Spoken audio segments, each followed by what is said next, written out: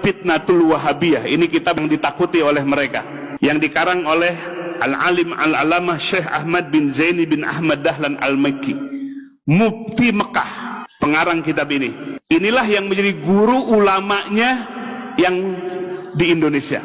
Murid-murid beliau diantaranya pertama adalah Syekh Khalil Al-Bangkalani dari Madura, murid beliau. Yang kedua adalah Syekh Ahmad Khatib Al-Minangkabawi dari Minangkabau, Sumatera Barat, murid dari Syekh Ahmad bin Zaini bin Ahmad Dahlan. Yang ketiga adalah Syekh Nawawi Al-Bantani dari Banten. Dan banyak murid-murid yang lain, murid-murid beliau yang jadi ulama di Indonesia. Nah, beliau dalam kitab ini disebutkan, Bapak Ibu sekalian, beliau hidup di abad ke-13 Hijriah, menyaksikan langsung.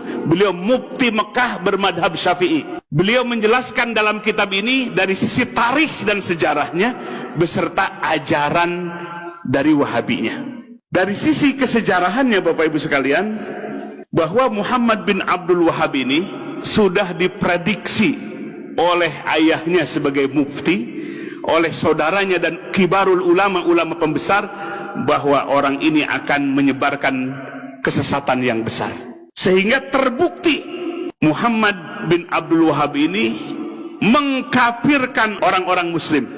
Wa tusila bizalika ila takfiril mukminin. Jadi mengkafirkan orang-orang yang beriman. Maka selain daripada yang mengikuti mazhabnya adalah musyrikin. Itu pandangannya. Sehingga Bapak Ibu sekalian, pertama, faza'ama ana ziyarata qabrin Nabi SAW, sesungguhnya dia menyangka berziarah ke kuburan Nabi, wa tawassuli bihi, bertawassul dengannya, wabil anbiya, dan kepada para nabi, wal aulia, dan kepada wali, wasolihin, dan orang-orang soleh, wa ziyarati quburihim, dan menziarahi kubur mereka, syirkun syirik. Jadi kita ziarah ke Wali Songo syirik, bertawassul syirik, ya, yang suka tawasulan. Wa anna nidaan Nabi sallallahu alaihi wasallam inda tawassul, menyebut Nabi, ya, nida kepada Nabi, memanggil Nabi dalam tawasul, syirkun syirik. Dulu Muhammad bin Abdul Wahab ini bekerja sama dengan seorang amir di mana? Di daerah Diryah. Ya, Diryah itu di sekarang Saudi Arabia, di Najd, ya. Bekerja sama dengan seorang amir Ad-Diryah, namanya adalah Muhammad bin Saud, sehingga negaranya sekarang disebut Saudi Arabia. Nah, inilah kolaborasi antara Muhammad bin Abdul Wahab dengan Muhammad bin Saud. Yang satu ambisi kekuasaan, yang satu ambisi dengan pemahamannya, ingin menyebarkan pemahamannya. Sehingga di dalam sejarah, ke dalam kitab Fitnatul Wahabiyah ini, jumlahnya tidak terhitung yang dibunuh oleh pemahaman ini, dengan jumlah yang sangat banyak, karena memadukan kolaborasi antara penguasa dengan orang yang menyebarkan madhab Wahabi ini. Jumlahnya tidak bisa dihitung. Di Taif, di Jeddah, di Mekah, banyak manusia yang meninggal.